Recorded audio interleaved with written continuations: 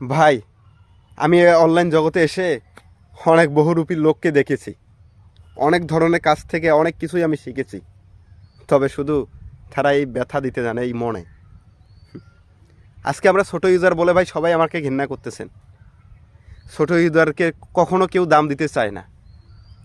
যারা ছোট ইউজার থেকে বড় ইউজার হয়েছে, সেলিব্রিটি হয়েছে, তাদেরকে হয়তো দাম মান দিতেছেন। ভাই বড় ইউজাররা যারা এখন সেলিব্রিটি হয়েছে, তাদের ইতিহাস ঘেঁটে দেখেন ভাই, তারাও একদিন আমাদের মতো ছোট ইউজার ছিল। তাদেরকে সাপোর্ট করতে করতে করতে করতে আজ তারা বড় ইউজার হয়ে গেছে, সেলিব্রিটি হয়ে গেছে ভাই। তাদেরকে অনেক মানুষ চেনে, তারা এখন হাই লেভেলে উঠে গেছে ভাই। ইতিহাস ঘেঁটে দেখো ভাই, আমি যেরকম করে ভিডিও করি, আপনারাও যেরকম করে ভিডিও করেন, তারাও সেম নর্মাল ফোন দিয়ে আগে ভিডিও করতো। এই অনলাইন জগতে কেউ কারো মায়ের পেট থেকে শিখে আসে নাই ভাই।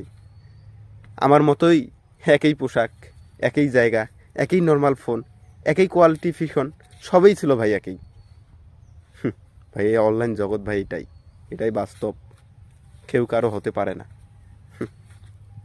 ভাই। আজকে বড় যারা সেলিব্রিটি আছে, তারা এত অহংকার গর্ব করে কার আশায় ভাই? আমাদের আশায়। এই আমরাই তাদেরকে গর্ব করাই শিখাইছি, কারণ তাদেরকে উপর লেভেলে উঠাইছি।